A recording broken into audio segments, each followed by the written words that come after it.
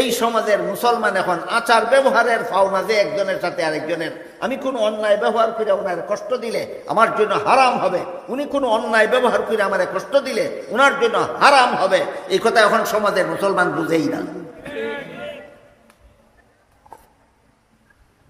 আল্লাহ রসুল বলেন, সাহাবারা শোনো, তোমরা দেখছো যার কোনো টাকা পয়সা নাই, ধন সম্পদ নাই, সে বড় গরিব, জবাব ঠিক না।